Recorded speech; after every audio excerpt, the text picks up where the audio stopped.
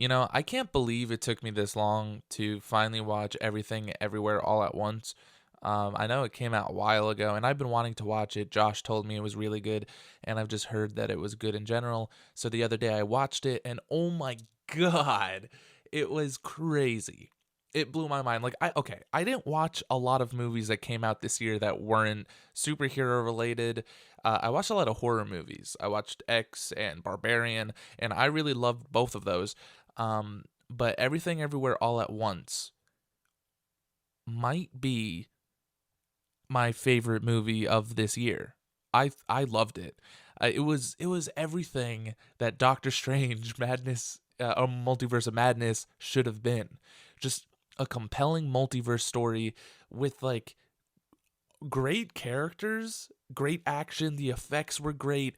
The main actress, I forget her name, but she was fantastic. All the actors in this movie were fantastic. The story, I thought the story was just so much fun. This movie it's funny, it's silly. It is a silly movie. It's funny, but it's also so like heart-wrenching and heartbreaking and sad, and it's just, if you haven't watched it, you got to watch it because it's just fantastic. Um it did not come out this year. I just remembered like it's 2023. I gotta get used to that. But yeah, great movie. Uh, Came out last year. I don't even remember what month it came out, but anyway, we're not here to talk about this movie for a full length of time. But thank you all for watching. Welcome to a brand new episode of the Pull List, a weekly comic book podcast where we talk about the brand new comics that came out this past Wednesday, and I talk about them. Usually not spoiler. I don't do spoilers here. Sometimes I will. I might go into some spoilers for some of these books. But I think that this was a really great week for comics. I really enjoyed everything I picked up. And last week I said I was only picking up 3 books, and I got a few more. I got 2 more books. So I'm going to go over them because one of them did not come out this week. Actually, I don't know if either of them came out this week, but I just picked them up. The first one is Justice Society of America #1 by Jeff Johns and Mikel Yannon. And, I love the JSA. I love Jeff Johns' original JSA run. I think it's fantastic. It it's just a perfect like legacy book. The new versions of like the Sandman and Starman and all this, like they come together and they're the new JSA. It's fantastic. So I was excited for this one because I think Jeff Johns knows what he wants to do with the JSA. But over time, Jeff Johns has really been lacking in my opinion. I feel like after Doomsday Clock, he just overextended himself. He did Doomsday Clock and 3 Jokers and Batman Earth 1 Volume 3 all about like all around the same time, and none of them were great. Like if he just focused on one of them, then he could have made one really great book, but he just did too much at one time and just overextended himself. But anyway, this book is $3.99 or $4.99 depending on what like covers you get. I just got the normal one.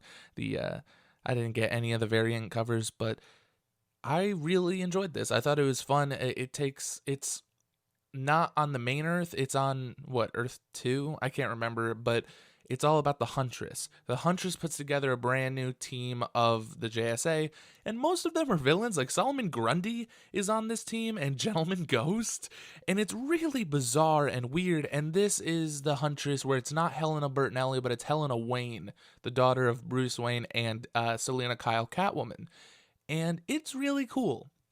It was a really great issue. Mikel Yannon draws it, and I'm not the biggest Mikel Yannon fan. I think his art is fine, but it looks a little one-dimensional. It looks a little flat to me. I don't know. I can't put my finger on why I don't like it, but his art was good here. I really did enjoy it. And I'm definitely going to keep reading because I thoroughly enjoyed the first issue. I liked seeing Solomon Grundy and just this weird group of the Justice Society. I thought it was really fun. And so the next book I picked up was a DC Black Label book, and it was Swamp Thing Green Hell by Jeff Lemire and Doug Mankey. And, I wasn't going to pick this up. But my friend Jason was going to. Jason's on the Off the Shelf podcast. You guys know him, but he picked it up, and I was like, wow, that looks really cool. And it was $6.99, I believe. And I love Jeff Lemire, I love Doug Mankey, and I thought they were a great team. So I really wanted to pick it up. And I just read the most recent Swamp Thing, where Swamp Thing is not Alec Holland, and I really enjoyed that series. So I was like, okay, let's jump into this. And so it turns out this book came out over a year ago, and this is just a reprint of the first issue. Luckily, the next issue is coming out, I think, in a couple weeks. But I really enjoyed this. This is the first Black Label book that I'm going to talk about on this channel. But it was great. The art was fantastic. Oh my god.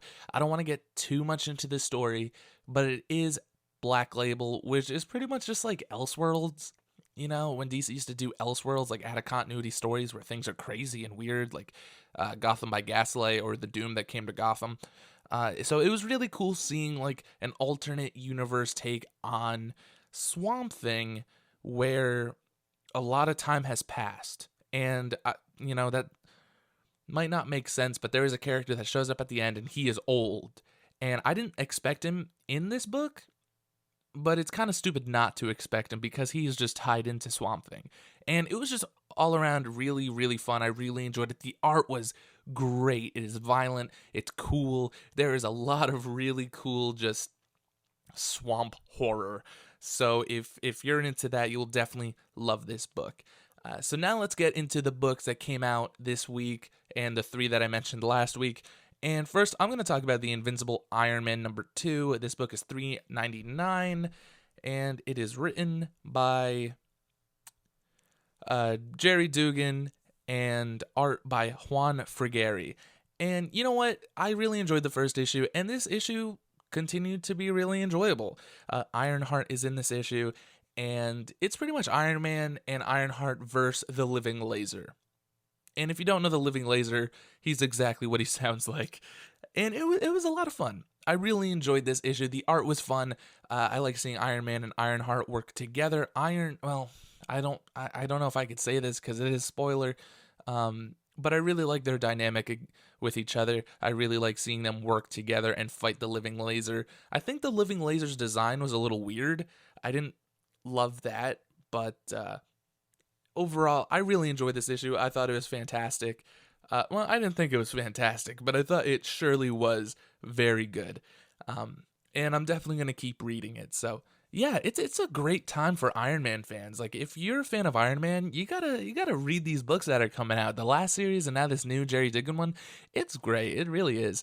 So yeah, now let's jump onto Punisher #9. This book is $4.99, and whoa, like I always gush about the Punisher and the Daredevil books going on right now, but like I gotta.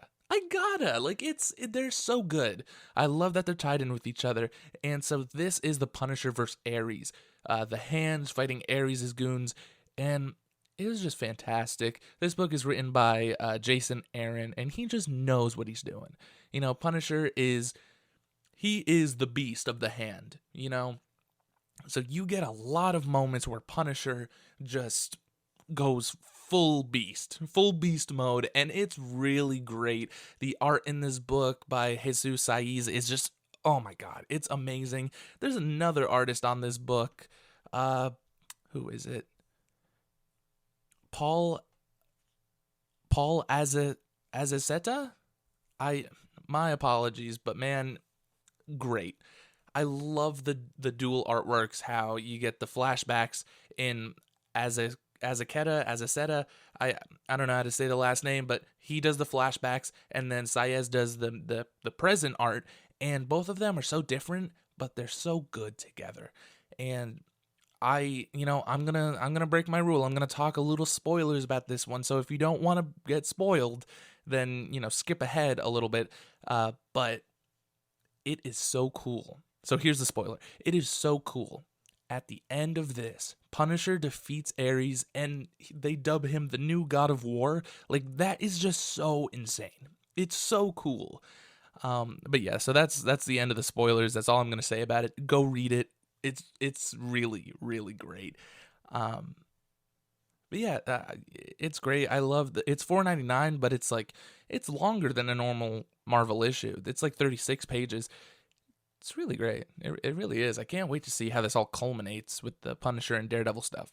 Um, but yeah, so we're at the final book already. I feel like this might be the shortest episode. We really went through them. Probably because I'm just like I don't have any complaints, you know. And I'm gonna continue to have no complaints. Everything I read this week was really, really good. Especially this last one. This is a milestone, guys. We're here. Nightwing number 100. Written by Tom Taylor, art by Scott McDaniel and Eddie Barrows and Michael Yannon and Rick Leonardi and Bruno Redondo and Javier Fernandez. There is a lot of people working on this book. It is $6.99 and 56 pages. It has some amazing covers. The cover with Nightwing, he's standing on the word Nightwing, and then everyone's behind him with the big 100. It's such a good cover. And there's another cover where it's Nightwing and he's like laying on his phone and the Titans are next to him, and then another cover where Nightwing's flying through the air, and you get a bunch of different, when he was Robin and when he was Nightwing in the disco suit, and all the covers are fantastic. And so this is like part 4 in the main storyline that's going on. Heartless breaks out everybody of the Bloodhaven prison, and Nightwing has to figure it all out. And I think I'm going to talk spoilers about this one, but just a little bit. Yeah, so previously Blockbuster was killed. So there's like a power vacuum going on. That's actually what this is called, power vacuum. There's a power vacuum going on, and Heartless, the new villain created, who we don't really know a lot about yet, he breaks everyone out. Nightwing has to deal with this huge problem of all the inmates of the Bloodhaven prison, and it's spectacular. So here are some spoilers from this. At the end of the book, Nightwing calls in the Titans, so you get to see Nightwing and the Titans deal with this problem, and it's just so good. It's so great. And then, after all is said and done with the prison, we're still going with the spoilers, so I apologize for anyone who hasn't read this. But at the end, you get some really emotional moments. First, Nightwing talks to Wonder Woman and Superman, and Nightwing's like, listen, guys, I don't know if I want to join the Justice League. And they're like, no, we don't want you to join it. We want you to lead it. And for me, I love Dick Grayson. I love Nightwing. Him being the leader of the Justice League is just so great. And then the next little spoiler part that I'm going to talk about is when Nightwing goes to Batman and they have a conversation, and it's so emotional. They share a hug, and Nightwing calls Bruce dad, and it's just, it brings it. Tom Taylor, this is some of the best writing that I've read from him. It is so good. And if you're not reading Nightwing, I urge you gotta go read. Go find the paperbacks or the hardcovers, whatever's out, or just find all the back issues. It really is worth it. It really is a great book, especially if you love Dick Grayson. But yeah, I really can't complain about anything. I think some of the art, some of the art in this book, I don't think is great. I wish Bruno Redondo did more of the artwork. But none of it's bad, but I just, if it was all Bruno Redondo, then it really would have been great. But it was good for what it was. I enjoyed the art, and just the story in general was fantastic. No complaints about the story whatsoever. It was really great. So now this is the part of the show where I talk about comic books that come out next week that I definitely think you guys should be reading. So the first book is Action Comics number 1051. This book is $4.99, and I believe also written by Tom Taylor. This is the dawn of DC for Action Comics and everybody else, but we're starting with Action Comics, and I don't know what this is going to be. I know in the last Superman book, they in Action Comics 1050, actually, they set up what it was gonna be. I can't remember. But I'm excited. This book is gonna be $4.99. The cover's really great. It has all the super family. I really can't wait. I think it's gonna be fantastic. Next up from Marvel Comics, we got The Amazing Spider-Man number 18. This book is $3.99, and it's another Dark Web tie-in. It might be the last one. Boy, I hope it is the last one, because I don't know how much I could take. I know there's this last one and then the Dark Web finale, so we're almost done. We're almost done with Dark Web, thank God. But next up is Detective Comics number 1068. This book is $4.99, and I have not talked about Detective Comics at all. Have I? I don't know. I have been reading it, and I haven't read 1066 or 1067. I have them. I don't know why I didn't read them yet. They've just been sitting over here. They have to do with Mr. Freeze. I love Mr. Freeze. I've just been so busy, and I just set them off to the side. But I'm going to read them, and I'm going to review 1068, because this series so far has been really, really great. And so next up, we got Justice Society of America number 2. This book is $3.99, written by Geoff Johns. It is the next issue.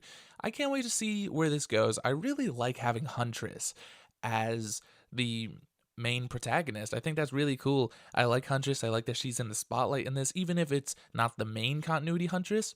Whatever. I think it's really great. Mikel Gannon is coming back for the art, I believe, and I think it's shaping up to be a pretty interesting and fun show. Not show. What am I saying? Pretty interesting and fun series. And the last book I'm going to pick up is Sins of Sinister number 1. This book is going to be $5.99. It will... I don't know what this is going to be. I've read a lot of the X-Men books. I read a lot of X-Men Red. I really enjoyed X-Men Red. I'm not the biggest fan of this whole era of X-Men, but I do love Mr. Sinister. I think this will be pretty cool, and I know it's going to spawn a bunch of other little series like Nightcrawlers and Storm and the Brotherhood. I'm excited. I think it's going to be really cool. That book is $5.99. I don't know if I said that. But yeah, so that is everything I'm going to pick up. This was a very short episode because I had no complaints. Didn't complain about a single thing, maybe the art in some of these, but overall, really great week for comics. And I recommend you read everything I picked up this week, and I recommend everything coming out next week that I just told you guys about, because it's shaping up to be another pretty decent week. Maybe this new Amazing Spider-Man issue, maybe it will be the one, you know? You never know. So, yeah, thank you all so much for watching. If you enjoyed this video, please like, comment, and subscribe. Check out our other podcast, Off the Shelf, and we're working on some new videos. I'm working on a Batman Arkham retrospective video, which should be pretty cool. Gonna show off some gameplay and everything. We haven't done that yet, but I'm very excited about it. And we're gonna talk about the Batman 2. I've come up with a pitch. I've come up with villains. It's a very loose pitch, but I've come up with something that I would really enjoy to see for the next Matt Reeves Batman movie. So yeah, thank you so much for watching. I always love doing these videos. And yeah, have a great Sunday, and just have a great, rest of your week.